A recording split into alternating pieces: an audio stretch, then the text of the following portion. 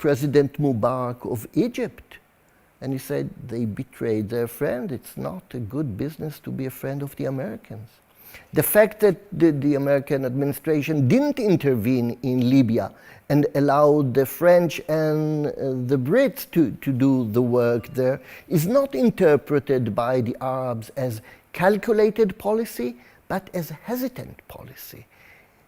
President Obama is assessed as a weak president. America is looked as weak.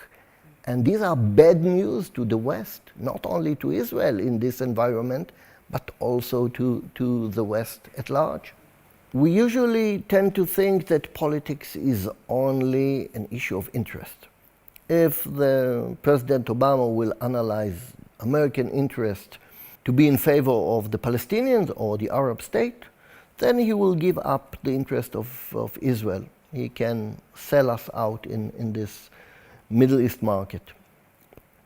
But if there's a large body of American voters who believe that politics is sometimes more than sheer interests, it's not only the immediate political or economical interests that you can analyze, but something that must be based on moral issues, on shared values, then they can put their influence on any American administration, not to work only according of what they analyze as the immediate political interest, but something that will be more deeply rooted on the moral basis of decision of an empire like the United States. You cannot run your political decisions only on what you assess as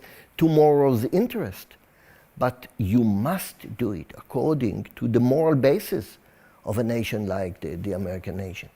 And this is what I can expect from the Bible-loving Christian in the States, to look not only the immediate interest, but on the moral values, and try to influence American foreign policy that will be more morally sound and morally based.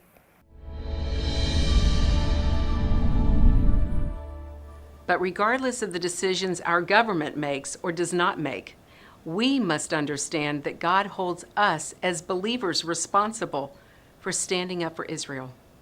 The time to stand up is now. Be a leader in your community and in your church. One person can make a difference. Get involved with and support pro-Israel organizations such as PJTN. Call your senators, congressmen, the White House. Let your elected leaders hear from you. Visit our website to learn more. Sign up to receive action alerts and order our films to share with family and friends. I want to thank you for watching our program today. Be sure to join us next week as we'll be focusing on the blessing and the curse contained in Genesis 12:3. God bless you, and thank you for all you do on behalf of our Jewish brethren and all Israel. We'll see you next time on Focus on Israel. To support this program, send your tax-deductible gift to Proclaiming Justice to the Nations, P.O. Box 682711, Franklin, Tennessee 37068. You can also support PJTN online. Visit pjtn.org or call 1-877-873-9020. Anti-Semitism has reached epic proportions, and Israel is now surrounded by nations who seek its destruction. For Israel to lose just one battle would mean losing everything. As Christians, it is our biblical responsibility to stand with our Jewish brethren and Israel. PJTN needs your help to reach more Christians with this urgent message. Please visit our website to become a member today and order our award-winning documentaries. You must decide that you won't be silent. Sign up now at pjtn.org. God bless you, and thank you for your support and prayers.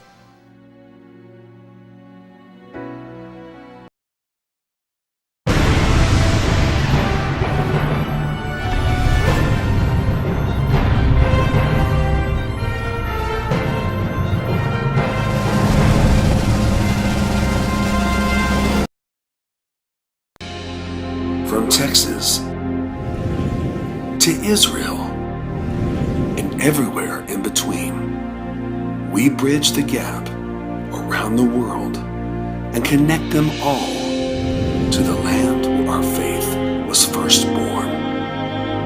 We are Texans for Israel.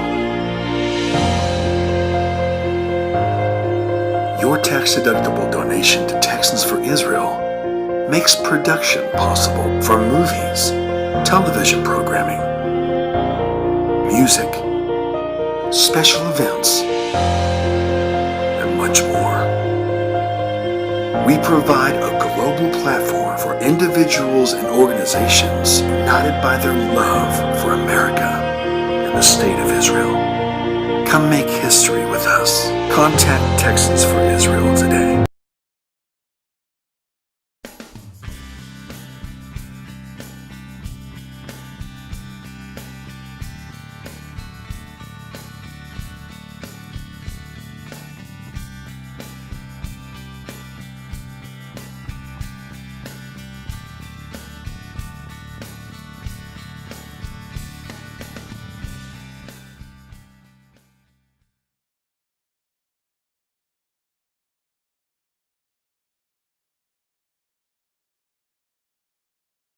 I'm trying to finish what I've been doing now for 4 weeks.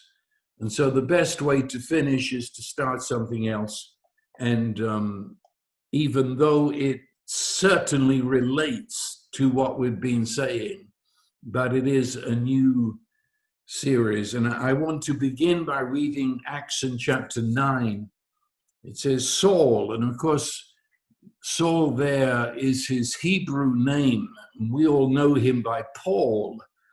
But if I keep switching from Saul to Paul, understand I'm talking about the same chap. So now Saul, still breathing threats and murder against the disciples of the Lord, went to the high priest, asked for letters from him to the synagogues at Damascus, so that if he found any belonging to the way. They weren't called Christians. It was looked upon as a subcult of Judaism in those days, but they were called the people of the way. Jesus said, I am the way, and the very first believers were called the people of the way. And so he went to look for anybody who belonged to the way. And he didn't stop with men and women, that he might bring them bound to Jerusalem. And as he journeyed and is approaching Damascus, suddenly a light from heaven flashed around him. And when he told the story later on, he said it was brighter than the noonday sun, like 1,000 suns, light. He fell to the ground, and from within the light, he heard a voice saying to him. And further down in the chapter, it tells us that Jesus himself was in the light, and Paul saw him, and it says to him, Jesus says to him, Saul, Saul, why are you persecuting me? And he said, who are you, Lord? And he said, I am Jesus. And when he tells his story again, he points out very specific